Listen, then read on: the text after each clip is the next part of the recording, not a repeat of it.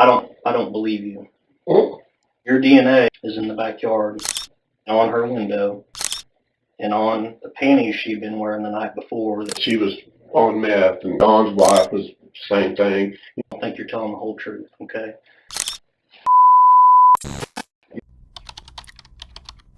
On the night of May 13th, 1997, a tragedy struck in Midwest City, Oklahoma. 8-year-old Kirsten Hatfield was fast asleep in her bedroom at 1100 Jet Drive, a small home she shared with her mother, Shannon Hazen, and her little sister. That night seemed ordinary. Her mother tucked her in around 11:30 p.m. and went to bed. But by morning, everything changed. Shannon woke up on May 14th to find Kirsten missing. Her bedroom window was ajar, the screen removed, and bloodstains marked the windowsill. The family's backyard revealed more clues. Kirsten's underwear was found discarded near the fence. It was clear this was no ordinary disappearance. Kirsten had been abducted. The community and law enforcement sprang into action. Flyers with Kirsten's smiling face were distributed everywhere. Police and volunteers searched nearby fields, ponds, and wooded areas, desperately hoping for a breakthrough. Yet, despite their efforts, Kirsten had seemingly vanished without a trace. For 18 years, this case remained a haunting mystery. Kirsten's family endured unimaginable pain, while law enforcement continued to revisit the evidence, waiting for technology to catch up. Then, in 2015, a breakthrough came. DNA evidence from the crime scene matched a name that had been there all along: Anthony Palmer. Palmer wasn't a stranger. He lived just 2 houses down from Kirsten's family in 1997 and was still living there nearly 2 decades later. He had been questioned at the time but evaded suspicion due to lack of evidence. But now, the DNA spoke louder than words.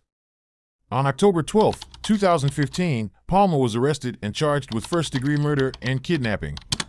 What happened next is both chilling and revealing. In the interrogation room, Palmer faced investigators armed with undeniable evidence. What you're about to see is the confrontation that followed, a mix of denial, evasion, and subtle cracks in his story.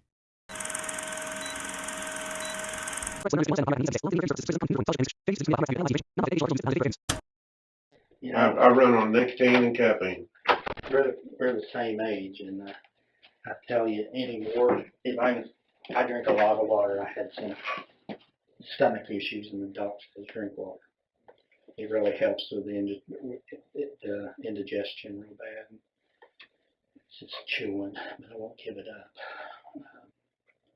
But if I can sleep through the night or get about 4 or 5 hours without having to get up and pee, Yeah.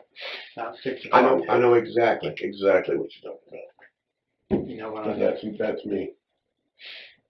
when we fly, we have family out of state, so we have to fly there. The day before I leave, I start dehydrating myself. I can't stand to get on a plane and have to try to pee. And it never fails. I don't know if it's the cabin pressure or what. I can go pee 5 seconds before I get on. As soon as it gets up in the air, I gotta go pee. You know, and everyone, you're walking down the aisle trying to get people out of your way. Especially when you gotta really go. Yeah, so I've learned to just dehydrate myself like crazy before.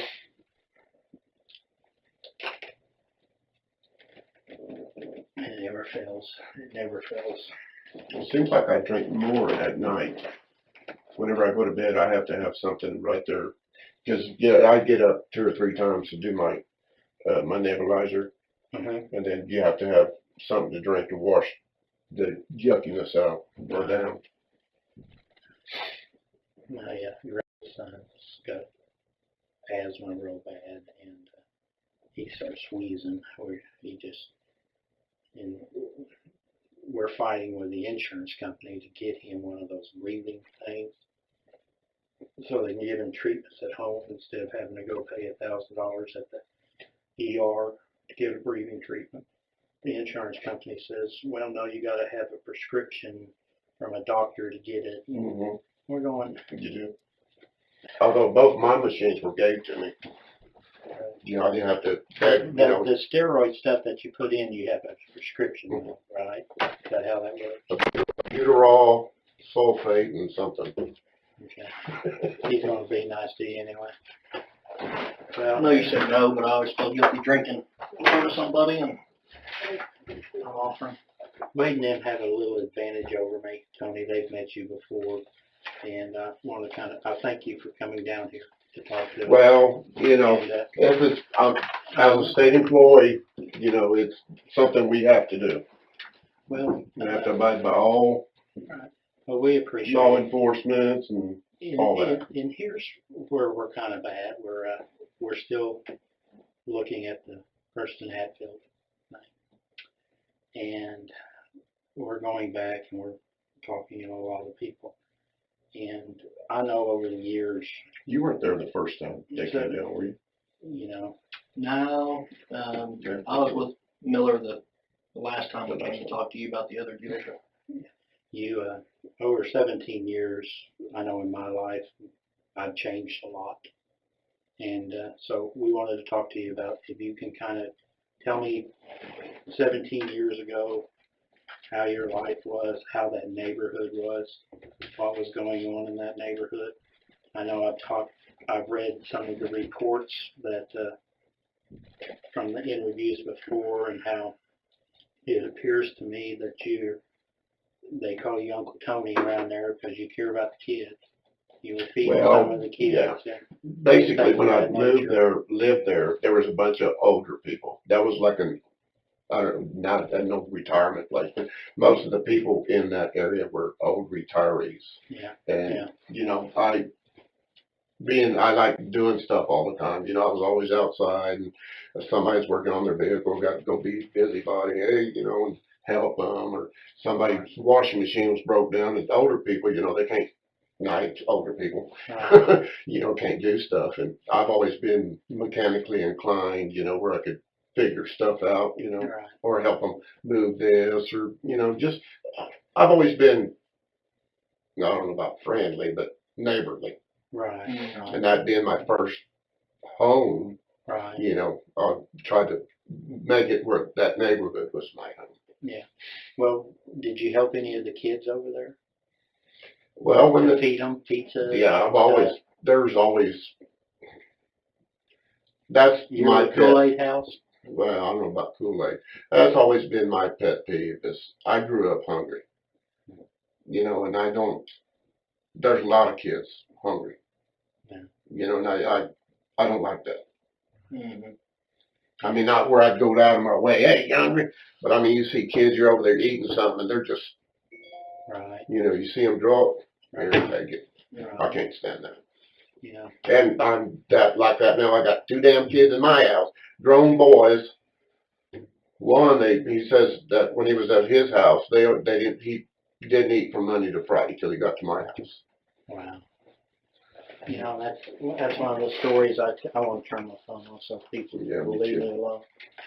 Before we get started here, Tony, let me go ahead and I want to read you your Miranda warning, okay? You have the right to remain silent. Anything you say can and will be used against you in a court of law. You have the right to talk to a lawyer and have him present with you while you're being questioned. If you cannot afford to hire a lawyer, one will be appointed to represent you before any questioning if you wish one. And if you decide to make a statement, you can stop at any time. And do you understand each of those rights I've explained to you? Having those rights in mind, do you wish to talk to us? Yes. Okay. As my partner, Lander said, we're still working on the Hatfield case, okay? And there's some things that we want to go back over with you. We try to be as thorough as we can be on cases like this, and I'd like to go back initially over some of what you've already talked to Detective Miller about in the past. I wasn't there. I'm kind of up to speed on some of it, but my understanding is when Kirsten disappeared, you were still living there just at 1104, correct? Okay. Do you mind just initially kind of take us back to 1997 and go back over that, maybe that evening before and into that morning when all of it all kind of started blowing up, and just best you can tell us everything you remember? And take your time. I know we're going back some years. Yeah, and I'm starting to get that old timer stuff. But really, the only thing I can really remember is afterwards, when, 'cause it was just a typical day. Got off work, went home, had supper, watched TV, went out, because used to being a landscaper, my yard was my pride. Mm-hmm. Everybody wanted to play in my yard because my yard was nothing but Bermuda. There I you mean, go. I had, I just had Bermuda grass. Sure. But I mean, not that they came over there, but that's what I did. I always worked on my yard. Mm-hmm. And And back then you said you were working at the Capitol? yes. So, okay. So you were very experienced at keeping the yard Oh up. yeah. I well, got chemical license, all that. Mm-hmm. Yeah. Okay. Do you remember anything about the day or evening before? You said it was just a typical day. You worked all day and then went home. You remember anything unusual about that evening that stands out to you? No, other than what I told them about, seeing the white truck, in front of the white Chevy truck in front of their yard. Okay. No, I like I said, I didn't have anything to do with those people. Didn't know them at all. Anthony Palma, who lived just 2 doors down from Kirsten's house, starts the interrogation by denying everything. He insists, I didn't have anything to do with those people, didn't know them at all. His calm demeanor hides what detectives already know. His DNA links him to the crime scene. Okay. It's not like I went, hey, yeah, you got your little girl. No, it wasn't nothing like that. Okay. I was outside working on my yard, either talking to the neighbors or kid would come by, Tony, can you fix my bike? Stuff like that. Mm-hmm. It wasn't like I'd tell them to come over or anything. Mm-hmm. I wouldn't go to other people's houses unless, I was needed or something like that. But everybody just got, oh, Tony will fix your bike and blah, blah, blah. And I tried to make it feel like, that was kind of a safe place, for, because I had Tristy at the time. She wasn't there during that time, but I had Tristy there since she was, small. And whenever she was there, the kids would come and play with her. And, Now, who is Tristy? she was one of my girlfriend's daughters. Okay. That stayed with me a lot. Okay. So you had a good bond with Tristy, I'm assuming? Yeah. Was she? And her mom, yeah. Who was mom? Mom's dead, unfortunately. Melody, I wonder which name she wanted to go to. Howell. Okay. How old is Tristy now? Grown, I'm assuming. Yeah, about 30. Okay. No, we don't talk that much anymore because everybody's into this computer stuff, and that's how they communicate. But my daughter was looking on her Facebook, and she'd send us a text that she was fixing to have or that I'm a grandpa. No. She had a daughter. Okay. You said you didn't know them. I'm assuming you're meaning Shannon and Kirsten. Yeah. And I couldn't even tell you how long they'd lived there. Okay. I was going to actually ask you that. So you didn't know how long they'd been living there when this happened? And I going to think they hadn't been there very long. And tell me what you remember about that. Do you remember seeing them move in or anything? No. I'm trying to remember. A friend of mine lived in that house. I can't remember what his damn name is, but he had a janitorial service, Mm-hmm. Janny King, Mm-hmm. and I'd visit with him. I helped him put the fence up around his house. Helped him. In fact, his boy come up missing one day. Really? Yeah, he was like 7 or 8 or younger than that. And we went looking everywhere for him. We finally found him. He was under the bed. Went to sleep and crawled underneath the bed. But I mean, everybody was freaking. We had Midwest City out there, and of course, everybody in the neighborhood was out there looking. Me and him were, going up street, hollering his name, and then she calls, says, "Yeah, we found him. He's under the bed." That's usually where we start. You learn that early on in FTO school. Check all the closets. Check out in the boat, in the backyard, and shed. Yeah. So you're saying this friend of yours lived at the house where Right. Shannon and Kirsten lived? Right. Okay. And was that immediately before them, or do you know? You remember?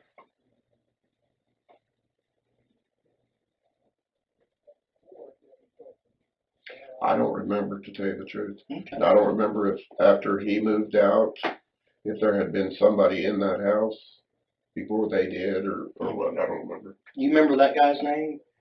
You said you didn't. William was his first name. Okay. I don't remember what his last name was. That's been a while back.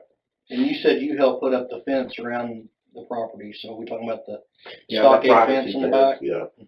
So you and William put that up? Yeah, plank at a time. That's the old school way. Yeah. Makes it look nice that way, Stick though. at a time, yeah. Well, actually, we had to put it up twice because we had a storm come in and it blew one side all the way back down. So we had to go put it back up. We got him to finally put the steel, the metal poles. Yeah. Okay. So had you ever been inside that house when that gentleman lived there, William? Well, yeah. Okay. And you don't recall his name, but he owned or worked for Janie King? I think he had a, what do you call it,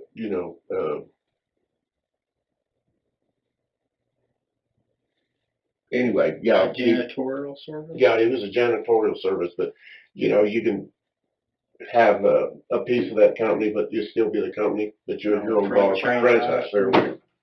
That's the critter I was looking for. So you never, I'm assuming you probably saw Shannon and Kirsten running around the neighborhood and so forth. To tell you the truth, until that happened, I think I seen the kid one time. She was playing with Crystal that lived up the street, but I don't remember if it was in that time frame or what. I don't really know, because like I said, I didn't pay no attention. Okay. Do you remember ever like giving food to Kirsten or talking to Kirsten? No. Was she ever at your house? No. Anything like No. that? Okay. No.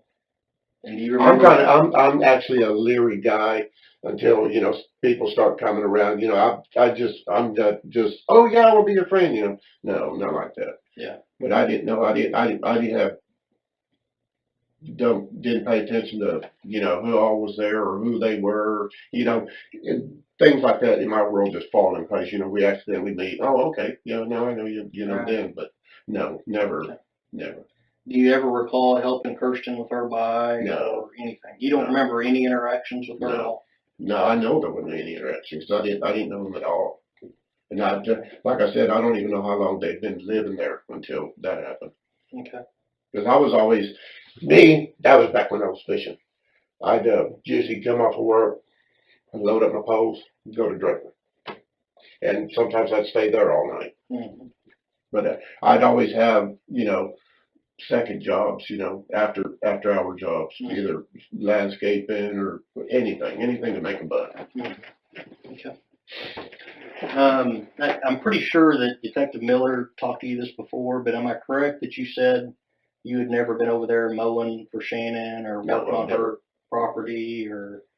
Okay. Seems like that come up. Somebody thought you might have been mowing over there or something.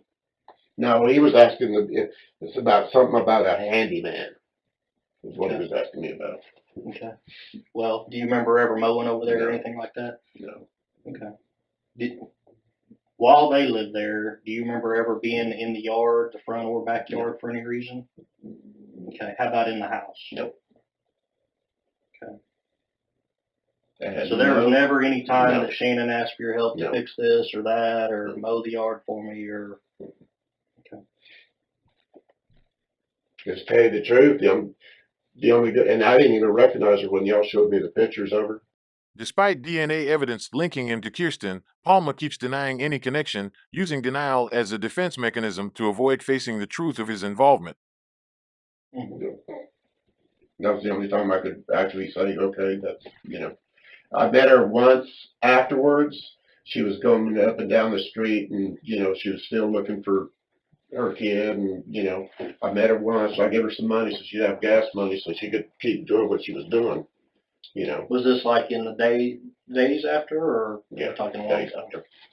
Let me bounce back a little bit. We got off a little bit off track. I was kind of having you go back over what you remembered. through the night, and I read over the FBI notes that they took when they talked to you. I guess there was some information about you hearing dogs barking. Yeah, I had a dog in the backyard. His name was Dog. About 3 or 4 o'clock in the morning, he went to raising hell. So I just, believe it or not, in my neighborhood, we still got skunks and possums and stuff like that, plus other dogs. Mhm. So I don't know why that woke me up, but because I usually didn't wake up, and usually he's out inside anyway. But it woke me up, and he was barking at that back fence, at our back fence. But at the time, as you walk out my back door, I had an old apricot tree. So unless you went out there, you couldn't see. And I just hollered at him because, thinking there was another dog, because there was always, and traffic, there was human traffic back there. But usually there was other dogs, yeah. There was other dogs or cats, and there's always animals through there. So I just, I really didn't think nothing about it. I just hollered at him, and he came in, and I went back to bed. So you actually let him back into the Yeah. house? Yeah. So you opened, your back door, I'm assuming, and let him in? Did you go investigate? No. Did you look down the alley? No. Anything like that? No, because usually in the past, whenever I did, that's what it was, either another dog or people use that alleyway, to get through. Why, I don't know, because I don't know where you'd be going other than from house to house, but there was always, not always, but there was traffic. Okay. And speaking of the alleyway, did you have any kind of a gate or anything that went out to it? So you didn't have access to it through your backyard? No. I think that'd be ideal to be able to go out into the alley and you could back a trailer up, and it just seems like everybody'd have a gate. Well, the house next door to me didn't have a fence. So whenever I weed eated or, did whatever, because I always weed eated, 2 foot around from my fence, next door, and then that alleyway, which the alleyway was. Because I read your statement, you said you saw your gate ajar. Which gate was that? Gate ajar. Yeah. You didn't have a gate on the back or on the side? Did you have a gate on the side of the house? Yeah, we got a gate. Well, it's a gate, but no, it wasn't ajar. In his previous confession, 20 years back, he said he woke up the night of the disappearance, but now he claims it was due to a dog barking and people walking through his backyard. He avoids answering whether he has a back door, which suggests he's trying to cover up his own involvement, deflecting the suspicion. Okay. Anything else that night after you let dog back in? Did anything else occur that you remember? No, I went back to bed, being done. Okay. And then when did you first become aware of Kirsten was missing and all that's going on? Well, the next day there was all that activity, and I asked the neighbor across the street what was going on. They said they couldn't find Kirsten, and I didn't think nothing about it. I went to work, and then I don't remember if she called me or I called over there or what, and they said they just want people back, because they wanted to go to our houses and blah, blah, blah. So clocked out and came back home. Do you remember what time it was that you clocked out, came back home? Was this morning? Was this afternoon? It was probably mid-morning, something like that. Now, who was the friend that you were communicating with? It was and I don't know what her name is. Y'all showed Even when confronted with his actions, Palmer rejects the idea of changing his story, a sign of avoidance. me a picture of her. Okay. I think y'all showed me a picture of her. Anyway, of her husband, Don. Is this the Halseys, Tiffany Halsey and Don Halsey? I Or do you guess, know? yeah. I'm not sure if Mr. Halsey is Don or not. Did you have Somebody had called me, said that we were wanted back at our house. Okay. So I came home. Okay. And then what happened? I just sat there. Did any of our officers or the FBI or anybody come by? It was a FBI, Okay. They came in, took statements, walked through the house and, wanted to go in the backyard and, because I had a shed back there. He wanted to look in the shed and. Okay. So he did look through the house and look through the shed? Yeah. You probably don't remember who that was, I'm sure. No. Okay. And was he just asking you general questions about Kirsten and did you know her, have you seen her, that kind of thing, or? Basically. Did you write out a statement for him, or did he, No, was I it didn't just write a it. conversation? Thought he brought up a statement. Okay. But he asked me if he'd come in, he wanted, asked me what I knew, which at the time really wasn't anything. He said they was going through canvassing the neighborhood and, Yeah. asking everybody and. Yeah. So, yeah. 17 years ago, Tony, were you experimenting with any drugs? No. Never did. No. I drink beer. That's it. Just drank. I drink beer. Uh, But as far as drugs, no. was Kirsten ever one of the kids that you had seen, or was there any talk in the neighborhood about her being mistreated or abused or in need? No, because like I said, I had no inkling that they even existed until after that. Continued insisting that he didn't know they ever existed. I didn't know, That, yeah. You had never seen her, anything? Maybe like that? once or twice and didn't think nothing about it, just another kid. Yeah. Okay. Speaking of 17 years ago, who all was living there at your house back then? Just me. Okay, so you lived alone. Do you recall, were you dating anybody? Did you have a girlfriend? Me and Melody were off and on Okay, years. for years. And you said that was Melody Howell, right? Yes. And that's, what's her daughter's name? Tristy. She's got two daughters, Tristy and Robin. Tristy? Mm-hmm. T-R-I-S-T-Y? S-T. Robin. And Robin? Robin. Did you say S-T-I? No. Or Y? Okay. Do you know what Tristy and Robin's last names are? Tristy's was Howell at the time. Robin was married, I think, at the time. So she was going with something different. Would Melody come stay the night with you sometime? Oh. That kind of thing? Okay. But she didn't live there full time. But she's like I said, she passed away about 4 or 5 years ago. Yeah. That's not good.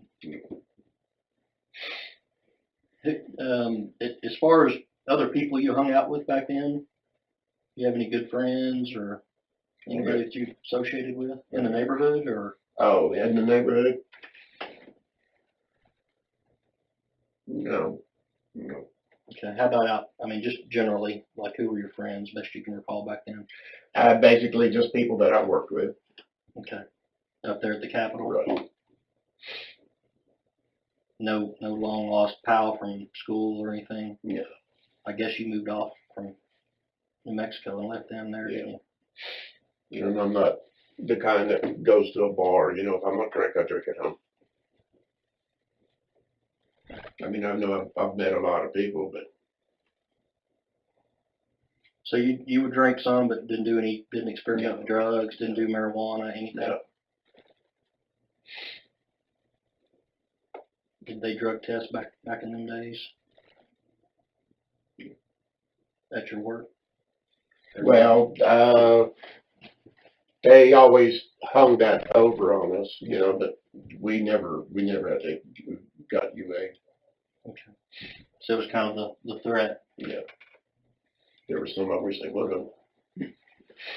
You ever had any trouble with the law, Tony? Oh, yeah. Before? Years ago, first degree burglary and assault and battery with a dangerous weapon. I think I told your partner that. Really? Back when I was a dumb kid. How long ago was that?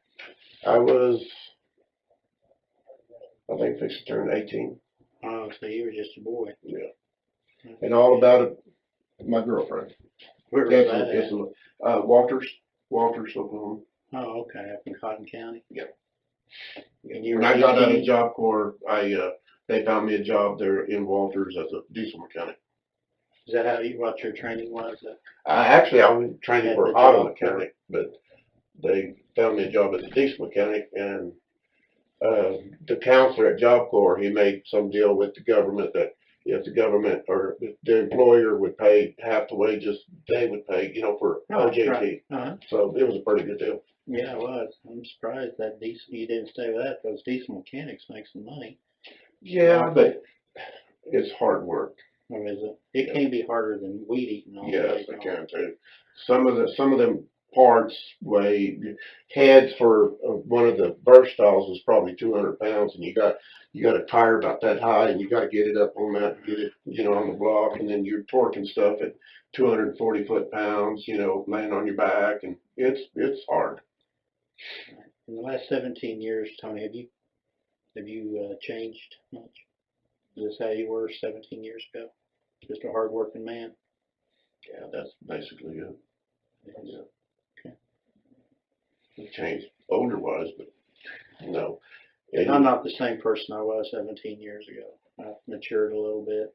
I wish I could say that. Life changes people, as you get older, you start recognizing things that you could handle differently than what you, Mhm.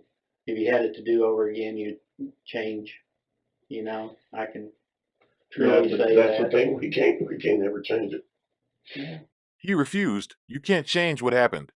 No, you can't change what happened, but sometimes you can make things better. I remember a few years ago, I went to my high school reunion, and I seen a kid that honestly I just tormented to death. And I was able to find him and Make amends. I make amends and apologize and tell him that I was immature at the time and ask for his forgiveness. And I think by the end he actually remembered some of the things I'd done, and we talked about it, and I felt a lot better, and I think he felt better at the end. I know I did when he said he gave me some absolution, some forgiveness. He deal with my tormentors and forgiving them, and realizing, because I came from a poor family, I was white trash, lived in a trailer park, you know what I'm saying? Yeah.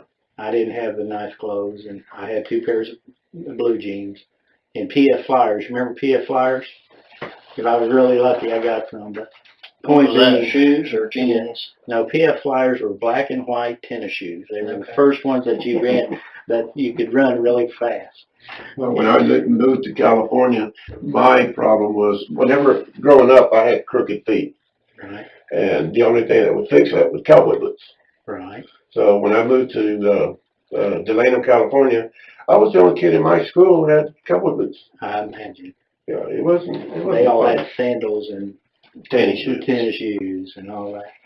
But I felt very fortunate to be able to that he was at this reunion, and we were a small class. There was only about 50 of us, so we all knew each other, and he was dirt poor like me, and which made it even worse. I should have been picking on The rich kid. on the rich kid, but I didn't. The point being that I really felt a lot better about it, and even now after, that was my 25th high school reunion that I was able to do that. He still picks on me though, so he really hadn't changed his ways. Once a bully, always a bully. Let's see, he He asked for it. next week he's gone fishing. The week before he was gone fishing. You get to go fishing Yeah. for a week? Yeah. Don't I call it discourage him, vacation. because when he's gone, Do whatever you want to. it's all right. It's my therapy. It's all right. Actually, it is therapy. It's very good therapy. It is, because I'm like you. I've worked. That's all I ever known was to work. But now my wife doesn't understand that working is therapy too, especially. Well, I've always suffered from depression back when I was a young kid. So, and that always seems like working, I guess, gets your mind off of whatever it is you're thinking about, or whatever. So that's all I do is work. It gives you a sense of accomplishment too. That's one thing we really. Well, especially when your folks tell you that you ain't worth a shit and you'll never amount to yellow beans and blah blah blah blah blah blah. Yeah. I know. Showed you then. Is that how you grew up in a tough environment like that? That's a shame. I remember my dad. I wrestled and went to state, and Dad never saw me wrestle. And I asked him about it one day, and because it bothered me for years, and he goes, "Well, I never discouraged you from doing it." When that hit you. And he goes, my dad would down there on the farm. Paul, he was a rough man. He would browbeat those boys. So Dad has progressed to he's better than his father. Hopefully I'm better than my father was as far as encouraging. Yeah, but that telling you that he didn't discourage you, you know. What for? You ain't gonna be worth a damn. Yeah, blah, blah, blah, blah, don't. That's wrong. Been there, done that, yeah. And that affects you. Yeah. I mean, that stays with you for life. I'm always on my boy because my grandson's the greatest thing that walks the face of the earth. And I'm always on him. Hey, you're too hard on that boy. You're too hard on that boy. You're too hard on him. And so hopefully he's a better father than I am. He is. So, but I was very fortunate to get some things off my chest over the years. And as I get older, my dad has even talked to me about things that he has wished he had redone, Yeah, I think everybody has. The only thing that really, and that's probably getting completely off the deal, but when I left Walters, when I got in trouble with Walters, I was going out with an angel. I mean, A good woman, huh? my biggest mistake. Yeah, I fucked up big time. Did you? That's the only time I can really Just say that I lose fucked up. Lose your temper? Well, yeah, that's basically what had happened. He was picking on her, and I had, like a dumb kid, had to go do something about it. Well, not necessarily a dumb kid. Sometimes men got to do. Well, now, there's other ways of doing stuff, and of course I've been drinking. Right. That's not the best decision-making process. Conducive to great decision-making. Believe me. I was telling my partner as we was driving out to your work that I was 16 years old and we'd cut school, and back then that's where we went drinking. Dirty Bird? Dirty Bird. And Did you ever lose any jewelry out there? no, but I put my Mustang in the ditch out there, and I shouldn't have. And I tried I to was hide telling it. them I've probably found 200 gold rings since I've been out there. Wow. That's awesome. Do they wash up on the bank with current and waves, or do you think they get lost there? Well, they get lost and then they get covered up, because of the wave action, and then the wave action uncovers it again, and then you have to be at the right time at the right place. Yeah. So every time, after the wind's blowing, I check my shoreline. Because I hate glass in the water. Yeah. That's another one of my pet peeves. Yeah. Stepping on that. Yeah. Well, the first month I was there, I was out at Turkey Pass picking up trash, and people were in from out of state. Kid goes in the water, what's the first thing he does? Steps on a damn rusty hook. And after that, I thought, no. So every day, I'd go out there and I'd have a couple 5-gallon buckets, and I'd fill them suckers up. I figured, I'd do that enough, I'd get it all. But you don't. No. You'd be surprised. You get out there and you have it spotless. Next day, next wind, like nothing ever. You never did that. Nothing. Yeah. Yeah. Hey, to get back to what we're here about, you've been living there all these years since Kirsten went missing. I'm curious about your thoughts on what happened, who might be involved, that kind of thing.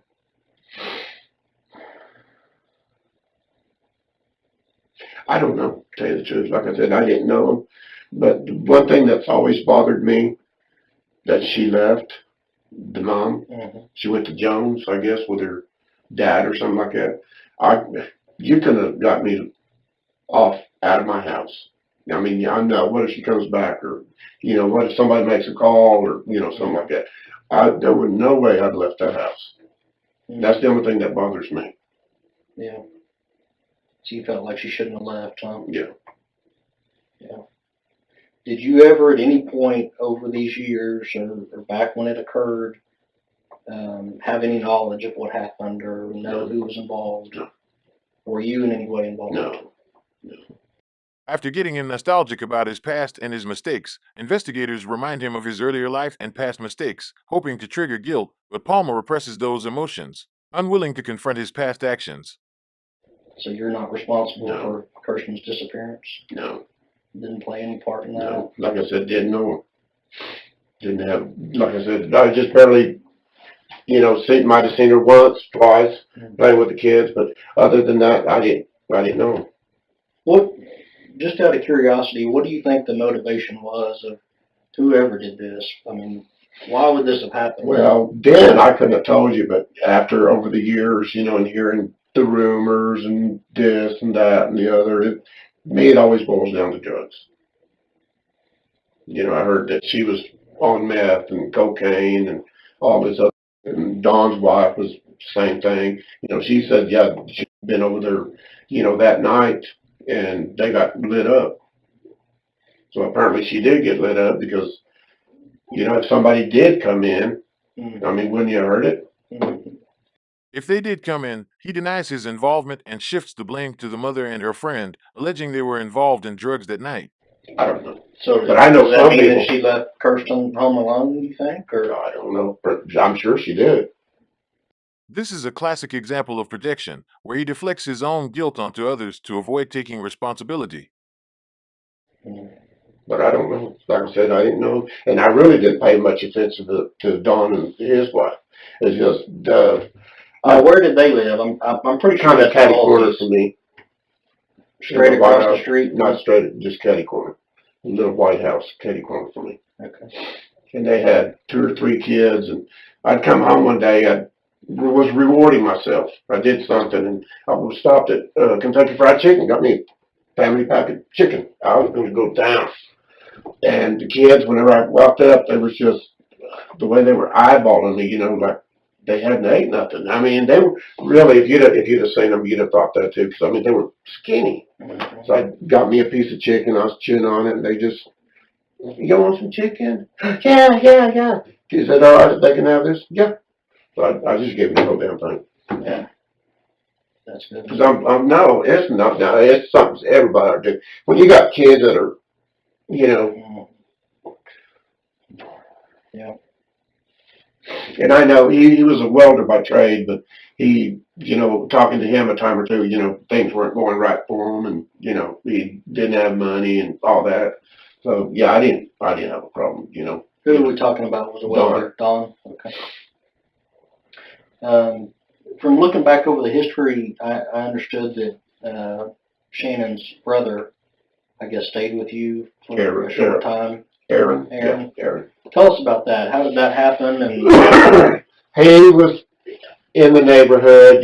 He's apparently looking for, his niece. Mm-hmm. So I'm out there one day, and he stops and he talks, anything, and blah, blah, blah, and we just got to talking, and, he's living in a damn, under a bridge, and dude, I found out already that night that he'd been locked up, so he wasn't a suspect in my books. So, yeah, I opened my house to him. If you ain't got no, because I did that for anybody, it's sick to say, but that's the kind of guy I am.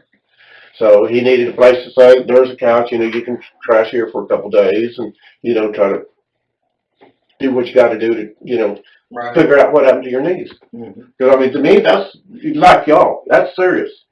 Sure, absolutely. That's a serious How long after Kirsten went missing did this happen? Was it like the same week? Was it probably in the same week. in the same week? Yeah. And then I can't verify that because, like I said, that's been a while. Oh, yeah. But, yeah, it was probably about in the same week. How long did Aaron stay there with you? Just a couple of days, and then, he'd go off, and then he'd come back, and then I wound up having to just tell him he couldn't come back because he was on meth too. At the time, didn't know it. And I think too, because you've heard that Shannon was using drugs too. I mean, I don't know for a fact, but that's what I heard. And I'll just say this: if you ever partied with them, if you knew they were doing drugs or witnessed it, just tell us that. I don't know. We're not. No, I don't. No. Like I said, and y'all know, you got people that do drugs, you got people that drink, and you don't do drink, and you don't, I drink. Yeah. But no, I never partied with them. And I never partied with Don and his wife. Okay. Now, did you know Aaron at all before? No. So you'd never met him, never talked to him before either?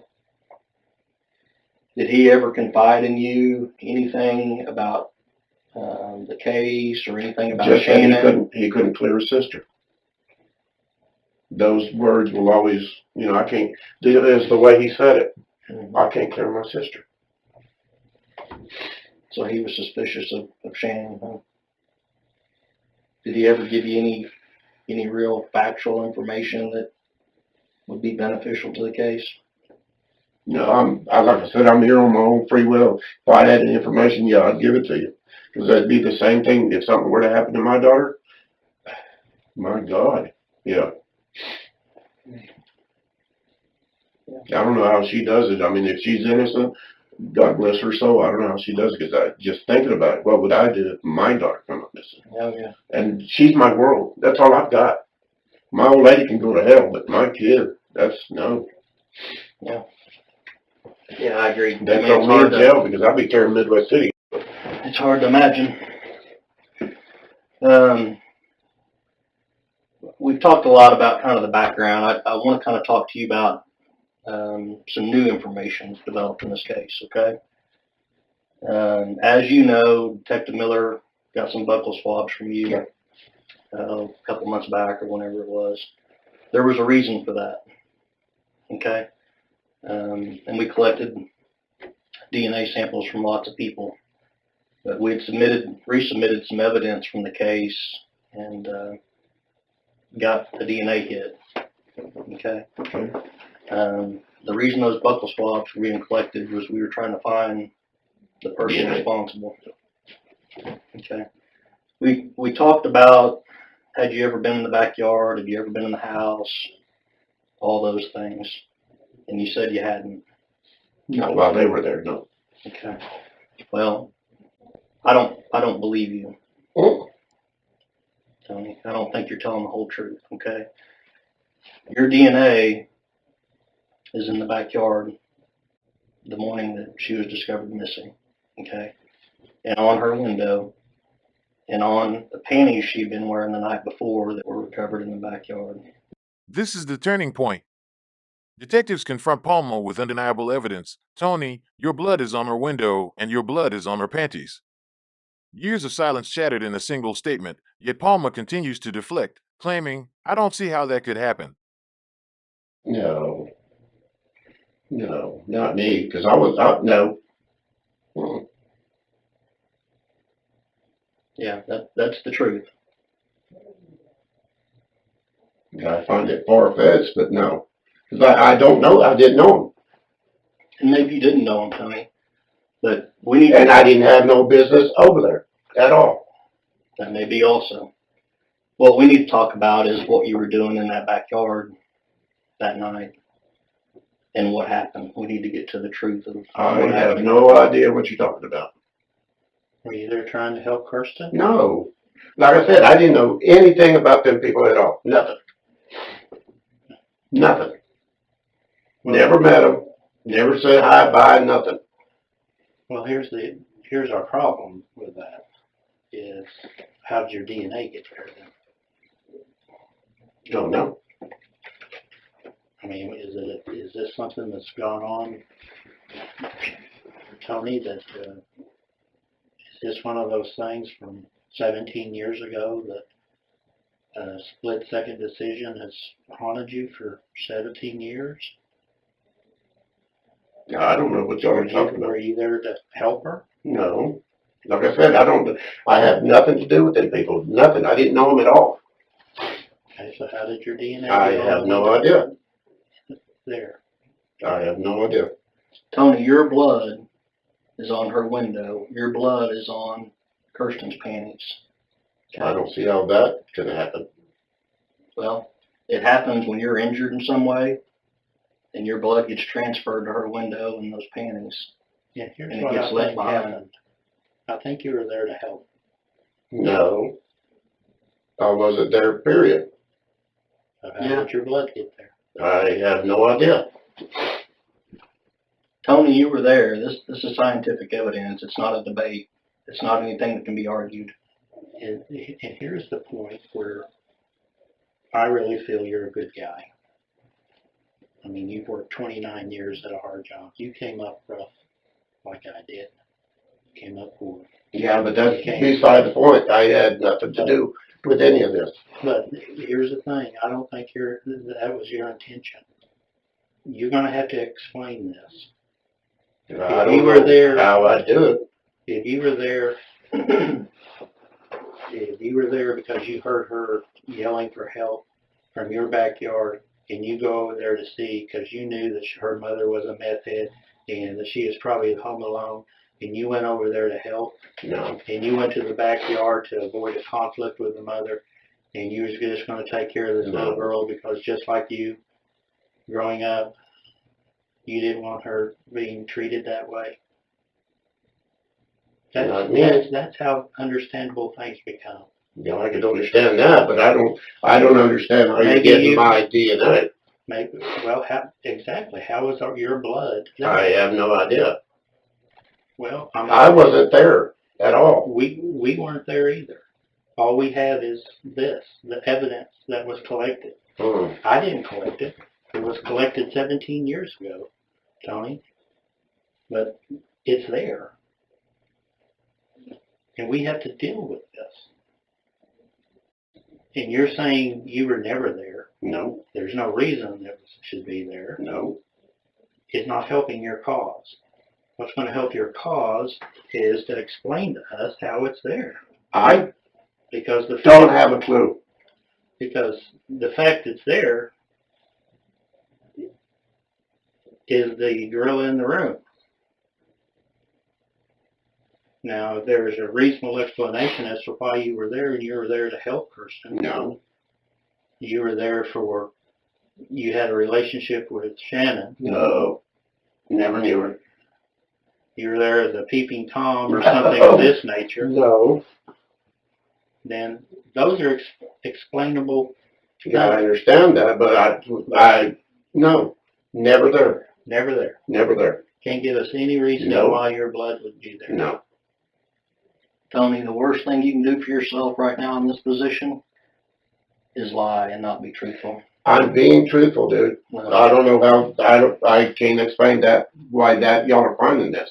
Well, your blood is in that backyard the morning that she's discovered missing, okay? This is your chance, Tony, I understand to that, but Explain what that. happened. Maybe you didn't mean no. for whatever I was happened to not happen. there. You were there. You were there. Was There's you no in doubt a about depression? Was that a period when you were going through a depression and drinking and getting depressed, and you don't remember until later what actually No. occurred? I don't even think I was drinking that night. Tell you the truth, I might have been, but I don't think so. And I was in bed. And So I'm this pretty isn't sure the- I don't sleepwalk.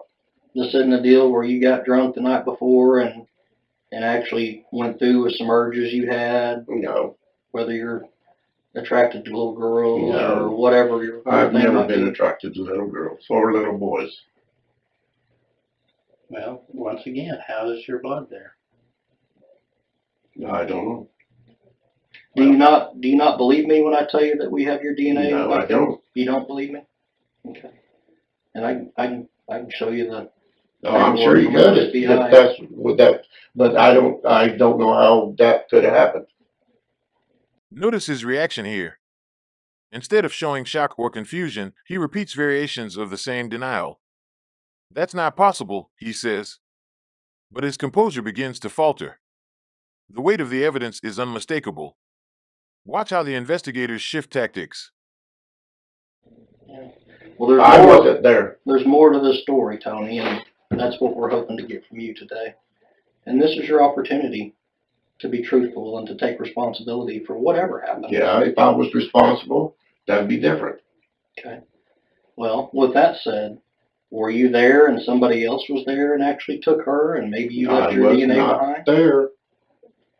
I'm not into little girls, and I'm not a window peeper. Okay. Well, is there some other explanation for why you were in that backyard that night? I wasn't in that backyard. I don't know how my blood could have been there or what. I know I went to bed. I know when the dog woke me up, I didn't go out my back door. I let dog in, and I went back to bed.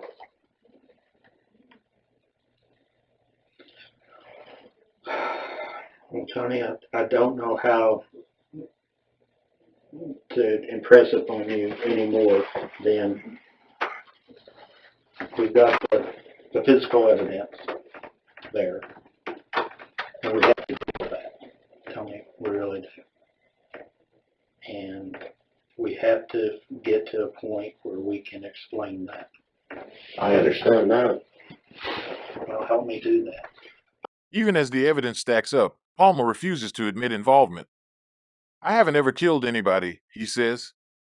But his body language tells another story. He fidgets, avoids eye contact, and seems increasingly cornered. I wish I could. I don't know what y'all are talking about. Okay. I don't sleepwalk.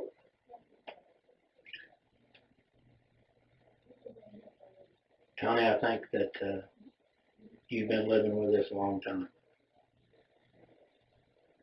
And I think Living with what? with what happened.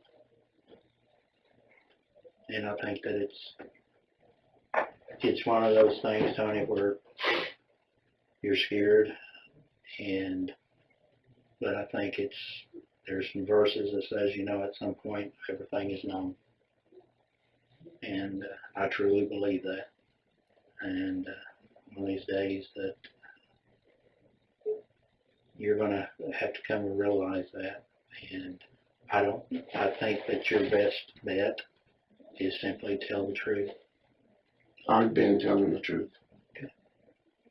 Well, unfortunately, what you're telling me doesn't align with any of the physical evidence that we have. And unless there's a huge conspiracy to the FBI and the OSBI and our officers from 17 years ago to frame you, we have to explain this. And I really think you need to talk about it, because I think that's the best thing for you to do is simply tell us the truth. I think you're going to feel better about it. You're going to have a weight lifted off your shoulders. I have no idea what you're talking about. Growing- Okay, you got somebody's blood, but not mine. I was not there. Okay. Not that night, not the night before, not the night after. Did someone talk you into doing something, going with them? No, I wouldn't do that. So how do we explain your blood?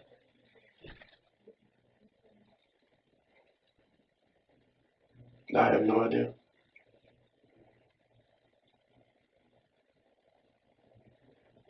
Well, the blood's going to have to be explained, Tony. It's going to have to be. Yeah, I mean, And I'm trying to go in my head how anything, but whenever she was living there, I didn't go there. I was there when William was there. Yeah. And even then, I don't see how to cut myself on a window. Yeah. All right. I don't know. I wasn't there, brother. I don't know either. Okay. Well, I'm telling you that the physical evidence is going to have to be explained. I think that you made a mistake. I think you've lived with us a long time, and I believe that your depression issues and things, and the way you were raised, and the abuse that you took as a child, I've never been that depressed. has something to do with it. I really do. This is our OSBI results. I kind of, no disrespect, I get the impression maybe you don't believe me when I told you. So I want to just bring you the copy directly from OSBI, and we've highlighted it here for you. Okay?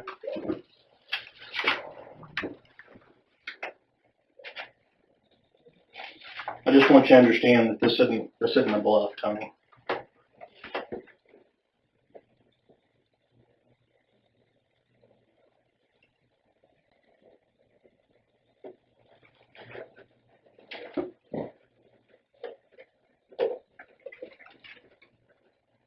You see those odds?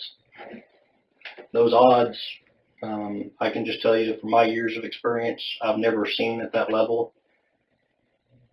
which means this is your DNA. Okay, this is your I blood, don't. Tony. I Okay. don't know. Here is, that's Kirsten's panties that her mom identified that she had on that night. And that's where your blood was found, as well as on her windowsill.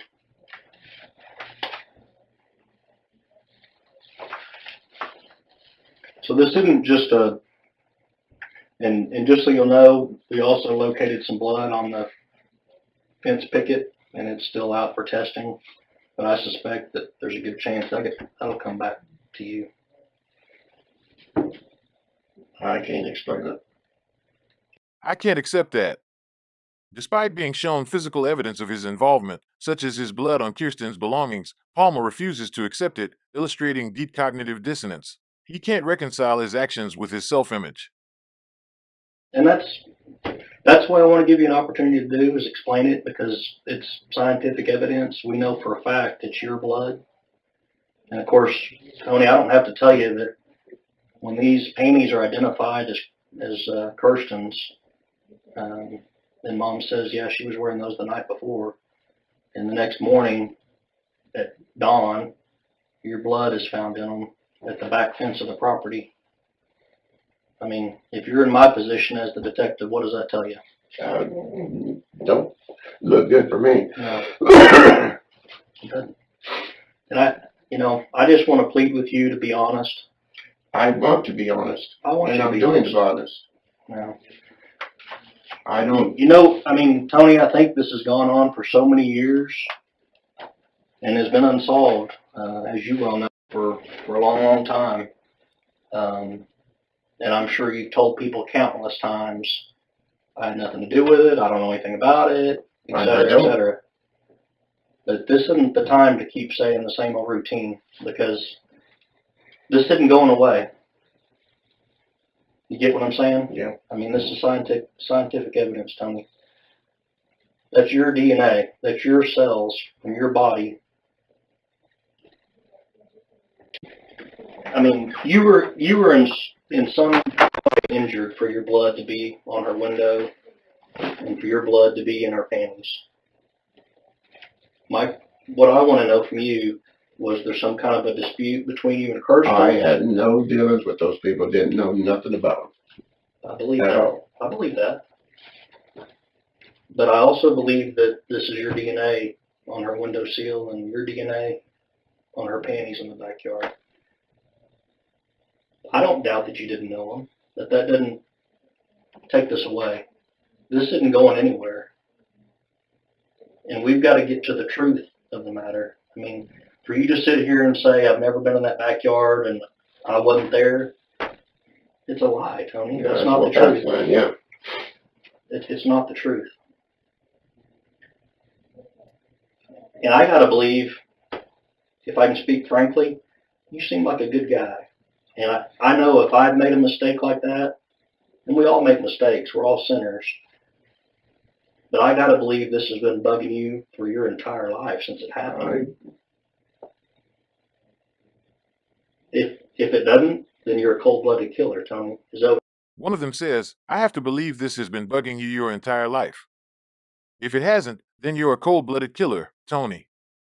It's a direct challenge meant to provoke a crack in his defenses. You're telling me? I ain't never killed nobody. Okay. So you're telling me what happened that morning or that night hadn't been bothering you all these years? That's not me. Was that the alcohol, or were you experimenting with something else? I don't do drugs, and I don't know. I'm still trying to fathom in my mind what my blood. Yeah. I was nowhere around there, didn't know them people, didn't have no dealings with them people, didn't care about them people. Tony, this is your I understand, opportunity. okay. You can sit here and say that same crap over and over. You and I both know that's not the truth. No, it's the truth will have to come out. I don't understand this. The truth is what needs to come out. Yeah. And you're the only person that can do that. You're the only person that can bring Kirsten back and let her family have a proper burial for her. As we watch this, it's impossible not to think about Kirsten's family. For 18 years, they lived with the agony of not knowing what happened to her. Her mother, Shannon Hazen, kept hoping for answers even as years turned into decades. You're the person that can help do that. You made a mistake, Tony. Okay, you made a huge mistake. Do what's right now. Take responsibility for what happened and help us get Kirsten back. Can't help you. Don't know. I don't understand. You said that's not me, and when somebody says that to me, what it says is That's not. I wasn't in my right mind. I was under the influence. Not in the influence. Like I said, if I had a beer, I might have had two. I went to bed. I always go to bed. I'm a 10 o'clock bedtime guy. The only reasons here lately I haven't been going to sleep is because I have to have a treatment. And I wake up every 2.5 hours, 3 hours, take treatment, go back to sleep. I have nothing bothering me other than breathing problems. So your conscience hadn't been bothering you for all these years. No. Let me ask you this. Your wife told us that every year on Kirsten's anniversary that you're upset about it, that you go through a phase of being depressed and upset about it. And the reason that is, it's on the news, and yeah, how do you feel about it? Well, yeah, I'm going to be upset. I mean, it's a missing child. Duh. Mm-hmm. But I mean, as far as me, oh, what day is this? No. It's not just a missing child, Tony. It's a missing child with your blood on her windowsill and your blood on her panties. So should that affect you? Absolutely. Yeah. And that tells me you're human. That tells me that you have a heart and you have a conscience. But you're not showing it, sitting here and denying that you've never been in there. I don't know anything about it. That wasn't me. That's not the truth, Tony. This is the time to get this off your chest. Yes, that's, but I don't get it. Now, you need to think about that, because I'm just telling you, when all this gets presented to the judge and jury, I understand. Do you think anybody's going to believe what you're saying? Good on me. No. Nobody's going to believe you. I do. Because it's not the truth, Tony.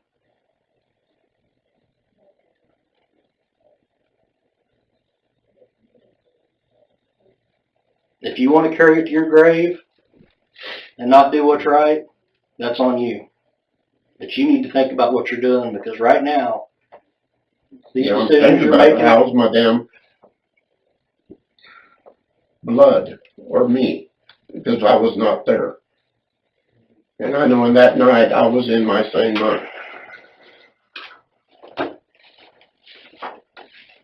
Can I read that deal again? Yeah. I don't understand it. Well, it's pretty clear. Yeah.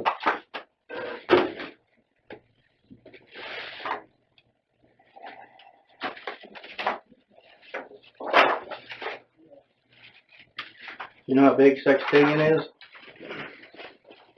No such thing. Huh? No such thing.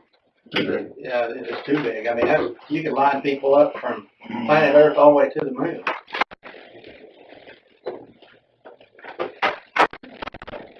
You remember me, don't you? I mean, I've been working on this case for 2 years. Here, look at me real quick. I've been working on this for 2 years. I've got a little girl about her age, Kirsten's age at the time. And this case is all I think. This case has taken over me, and I can imagine. It's all I think about, you know. And I told you earlier on, you know, all the cases I work is crimes against children cases. So my whole life, I go home, I have kids. I come to work, I deal with kids, you know. And you seem like you said in our past, you know, conversations we've had, all you do is you care about kids. You take care of the neighborhood kids, and you got a heart just like me. That. Yeah, and that's what we're trying to figure out, Tony, is how is your blood, your DNA get on it? And you were there when I took your sample from you, right? We had an unknown male profile, DNA, on her panties and on her windowsill.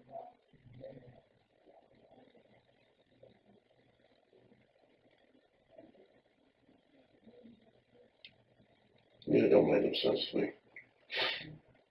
All I'm concerned about is where's she at, Tony? I'm sure. Where's she at? Help me find her. I mean, we got pictures of windowsills and the windowsill that day, you know. We go right down the line with all these pictures, you know. You say, oh, I mean, everything, of course, today it's a totally different ballgame. There'd be 500 pictures of a windowsill. And it's all there. I mean, Did you figure out the print?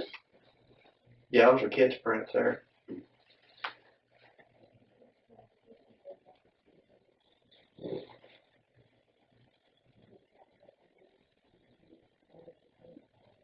I was not there the day before, that day, next day.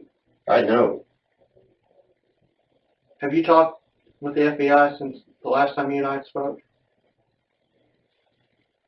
No. Okay. What all have you done for the FBI? Have you taken a polygraph? Have you been to their office? The only time I was talked to the FBI was when they were in my house. Okay.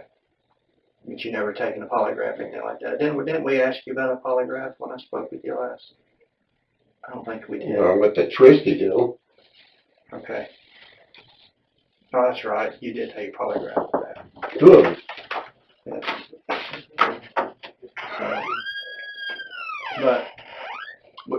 But we need to figure this out.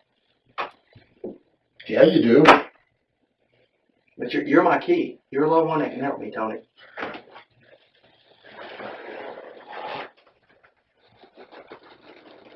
I want you to help me. If I could, I would, because it's making me look real bad. Well, yeah. Even now, Palmer refuses to reveal what happened to Kirsten.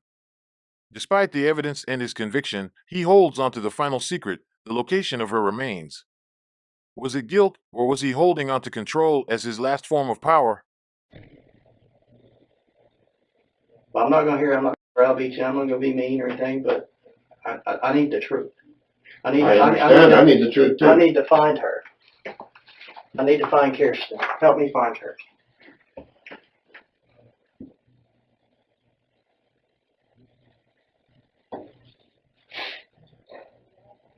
I can't help you. Was there somebody else involved? I can't help you on that either.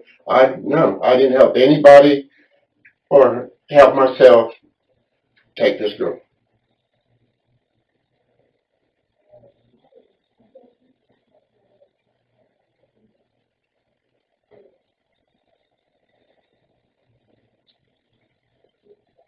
Then how do you explain the bullet? I don't. And I can't. Let me see your arm. You have a scar on your arm. What happened there? I was picking up a toilet bowl and it cracked When was that? last year. Hey, I don't remember you, Rude. I'm Major David Huff. I'm pretty much these guys' boss. The guys have been out there kind of talking to me about the interview. What do you say? Let's take a break for just a minute. I don't want you getting upset at us. We really are trying to get to the truth, but I don't want you getting upset with us. Take a drink of water. We'll just relax for a minute, okay? We'll just take a deep breath. All right. I Can I know. go outside and smoke a cigarette? Stressed and tense, smoking a cigarette again. Smoking serves as a coping mechanism for his anxiety and stress. It's a way for Palmer to manage the overwhelming pressure of the interrogation and the mounting evidence against him. Yeah, come on out with us. You're gonna have to go with us though, okay? Okay. Yeah, I understand. I want to make sure we don't have any juveniles out here. Hold on a second. Yeah, hold on a second.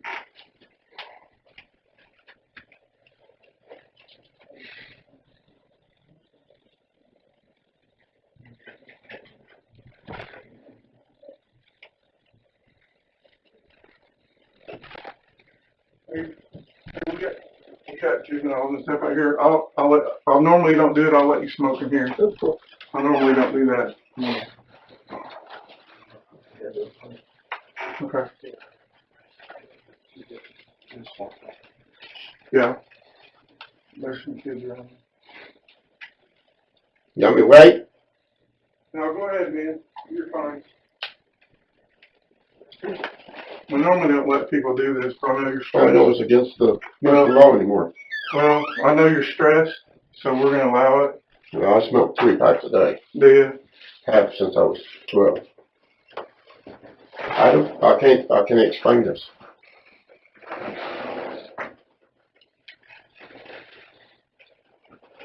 And the only thing that I'm thinking right now is, yeah, I'm being set up because we want to close this case. That's the only thing that's coming in my head right now. Seriously. Okay. Well, I understand what you're saying. I'm gonna be honest with you. When this first stuff, when the stuff first came out, the DNA, I want you to understand how it works, because not everybody does this, so it wouldn't be uncommon for you not to know. The normal person that doesn't do police work doesn't know.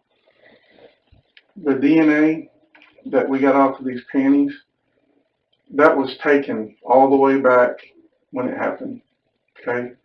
And it was put into a container where we could keep it indefinitely, all right? It's been there ever since the FBI took it. When they were helping us, it was there, okay? We had what was called an unknown DNA sample. We knew that it was human DNA, we can tell that. Ashtray. Oh, yeah, thanks. We knew that it was human DNA, okay? And we knew it was human DNA from a male.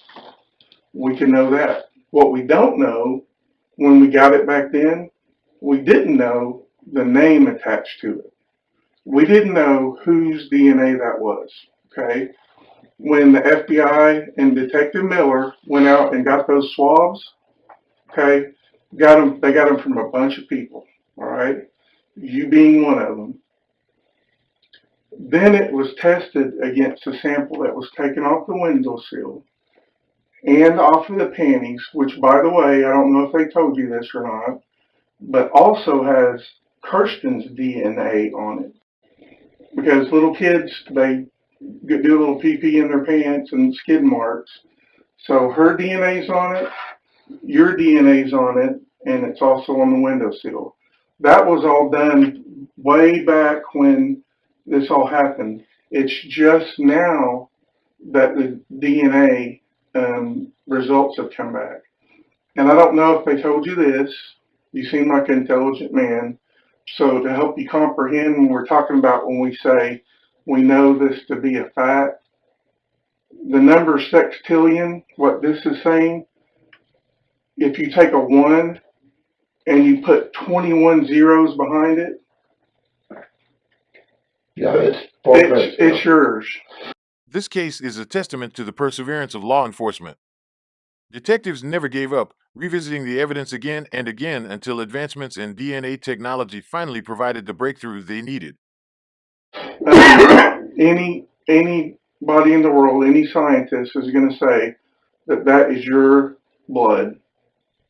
Now, obviously, when we have a case like this, we're not going to, Mr. Palmer, we're not going to lay out everything that we know and everything we have. That's just not the way it works. It'd be counterproductive. We're not going to do it. There's more than this, but we want to try to get you to digest one thing at a time. Now, having said that, do we know all the circumstances surrounding what happened that night? We don't. Only God, the person who did it, and Kirsten probably know that. But I'm going to tell you this. We do know that Kirsten was wearing those that night. We do know that your blood's on there and her DNA's on there. And that is just an absolute fact. Right, yeah, I understand that. And I tell you, just listening and talking to you, 17, 18 years now has passed. I'm going on my 25th year here. I worked every case you could probably imagine. So is Detective Miller, like he was telling you. We're not brilliant men by any stretch of the imagination, but when it comes to this stuff, we're pretty darn smart. And this is what it boils down to. This much time can pass, and if something horrible happens in your life that you don't want to remember, you can put it in a little box and put it out here and try to keep it away from you. But it happens. I've had to put horrible things that have happened in my life and put it in a little box out here and just hope that it goes away and that pray that one day it doesn't come out, because I've seen some terrible things. I can imagine. And here's what I think, and what I think may not matter to you, but it's from the heart. This is what I think. I think that you're not an evil person. I don't think you're an evil person. I've heard about your work history. I know all that stuff. I know you're a dependable person, a hardworking man. I think on this one night, this one time, for whatever reason, that some demon inside you made a mistake. The fact is there.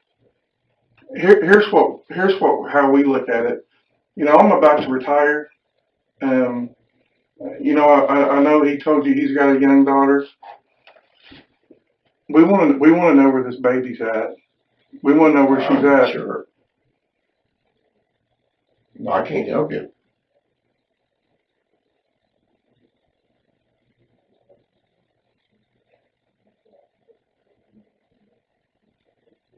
I don't understand any of this. Can I ask you something?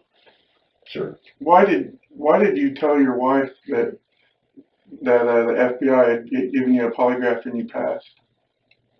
She just told us that you said that. No, I told her that y'all had gave me a polygraph, but it was, excuse me, for something altogether different, for the Tristy deal. I got 2 polygraphs that day. Okay. So you think she just misunderstood? Probably. I told her the FBI was in my house. They shut my house down, garage, shed, all that.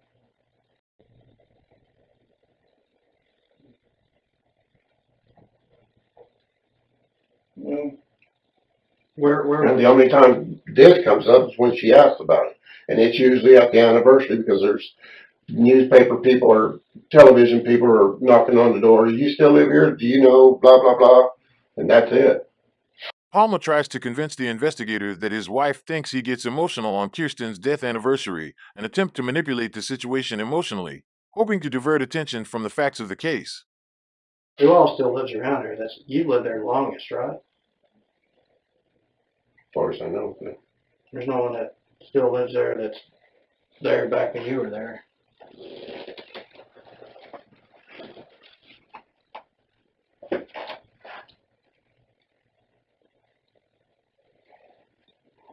No, Tony, we need your help. You have another one? I do. I smoke 3 packs a day. Unfortunately for me. And if I could help you, I would help you. Well, But I don't like sitting in this situation. I don't like This don't look good for me at all. No. And I've done research on, what happened when you was in Walters and stuff like that. And I've listened to part of the interview, here this morning. And is there a chance that maybe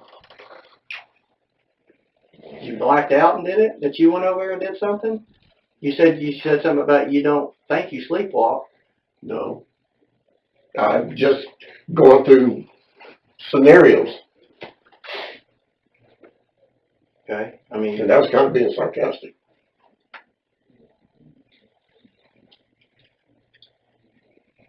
Well, Detective Miller brings up a good point. I mean, from what we've read from the report that happened there in Walters, that was a pretty horrific deal that happened. You And it kind of shows that it's somebody that can lose it. know, I For was a whatever. stupid kid that was drunk, and I still pay for that. That'll never go away.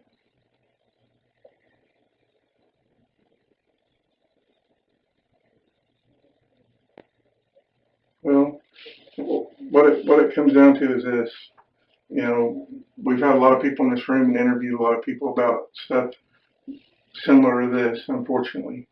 And there's two kinds of people we deal with. There's the people that when we present the evidence that we got and they know they've been found out, they stand up and take some type of responsibility and move on, or they deny it. And to me, that's the folks that are really evil. And I just didn't get the feeling that that was you. But I guess I could be wrong.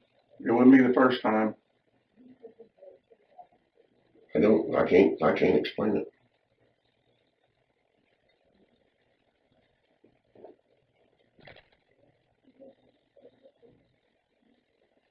And I'm still sitting here thinking, April's Fool, y'all come up with April Fool.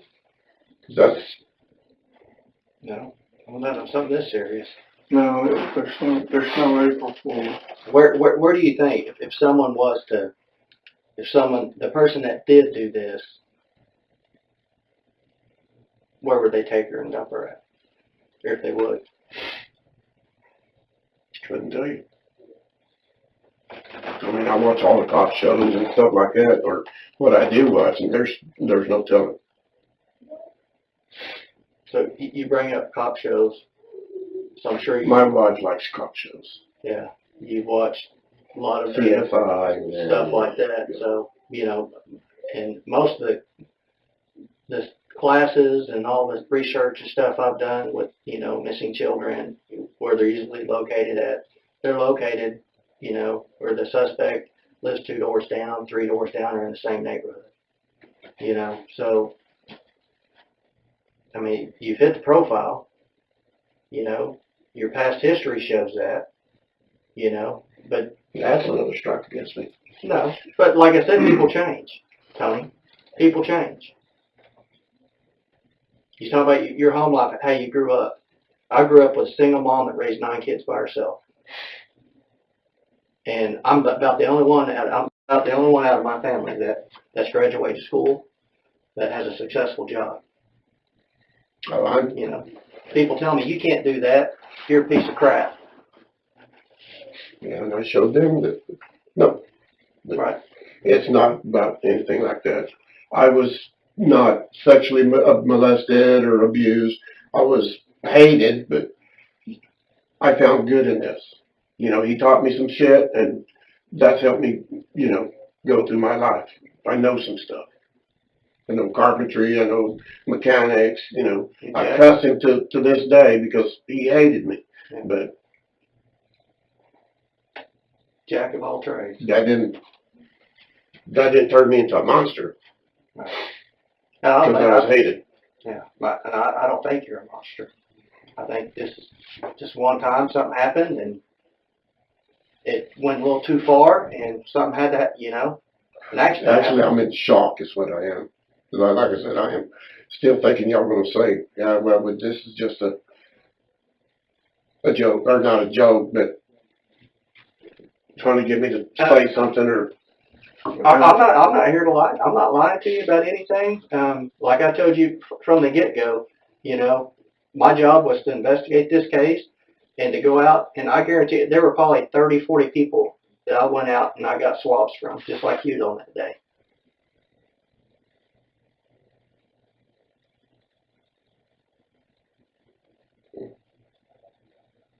I'm in shock. I don't know what to say.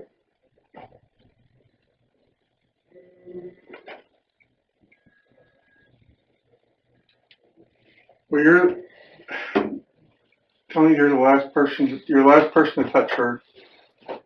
You're the last person That's what to it says right touch her. there. That's her panties. You're the absolute last person that touched Kirsten.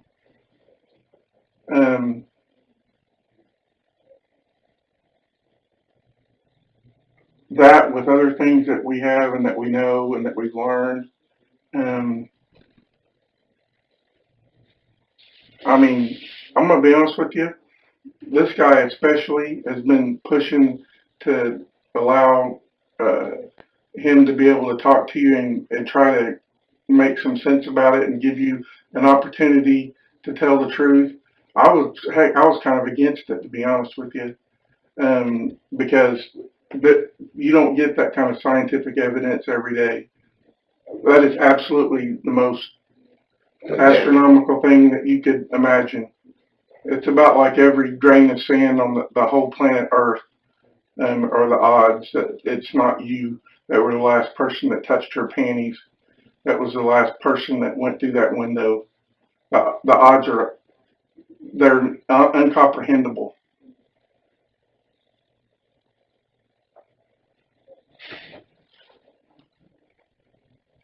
So is that the way it's going to be, Tony? Is it going to be a deal where till the day you die you're going to proclaim my innocence? Yeah.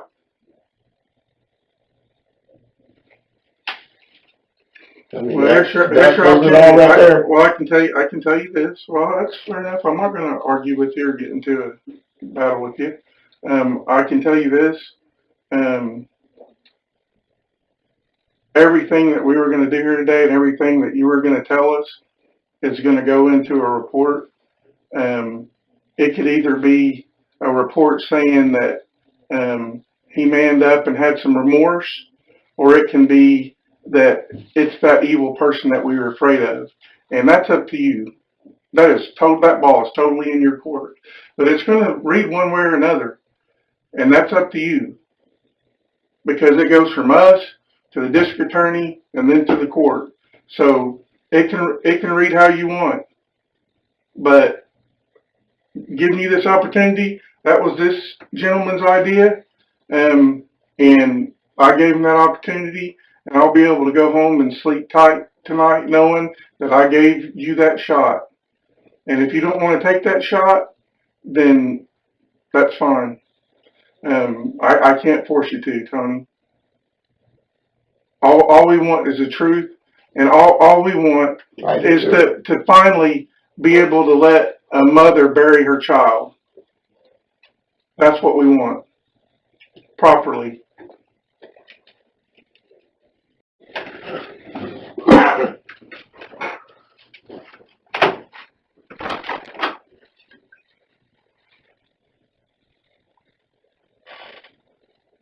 We want her to be able to bury her child.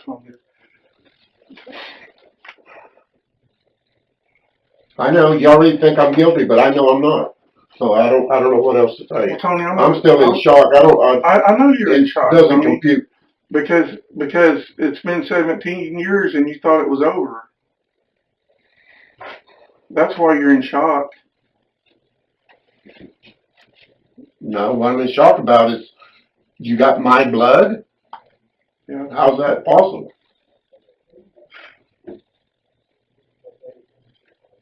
I can't tell you that, but I can tell you that it is absolute. It is absolute. There is no maybe. There's a possibility. It is absolutely 100%.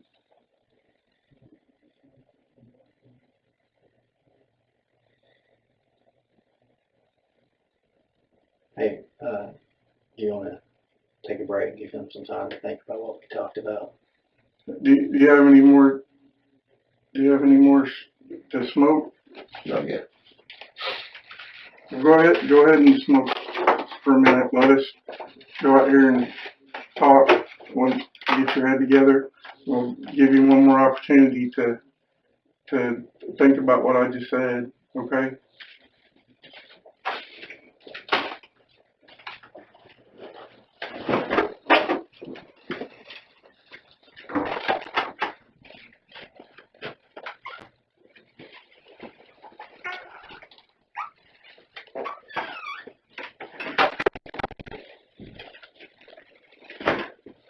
All right. I'll ask you again. Where's she at? I can't help you. Okay, I want you to understand too, and you probably already know this, you're not leaving this room, Joe. I understand that. And you understand that it's probably going to be quite a while that you're going to spend in jail. Just because we don't have a body doesn't mean that we're not going to be able to charge you with anything. I understand. I've got that. enough evidence against you. But, go ahead. Tony, there's an arrest warrant in that deal signed by a judge, and it's for murder. And judges don't sign that unless there's probable cause. And to be fair to you, okay, to be fair to you, you're not going anywhere. You're being charged with murder. And here's the deal I want you to remember. Right now, we're interviewing every one of your family members. You can probably hear it in the next room. We're already at your house. We will have backhoes, ground penetrating sonar, cadaver dogs, the whole 9 yards. No. We was laughing about that yesterday. What's so funny about that? If y'all were to ever go in our backyard, well, I got dogs and cats and pets everywhere in that backyard. I don't know what the hell we was laughing about that. We was watching something on TV. Like where you bury them? Or animals, yeah. Well, So we're not going to find, and this is your opportunity because, I mean, You ain't gonna find Kirsten Hatfield in my backyard. they're on your property anyway. No. Where did I find her? I don't know. Did you black out and you took her somewhere and dumped her? I didn't get her. Who did? well, what we're gonna do is we're gonna leave it with, you're that person that has no remorse, and that's the way the report's gonna read. Okay. Because what I'm seeing from you is you could care less if we ever find her, and Yeah, I did. you could care less. Just put a cigarette out. Palmer was sentenced to life in prison without the possibility of parole. He waived his right to appeal, effectively admitting that his fate was sealed. For me. Turn around for me. Put your hand behind your back.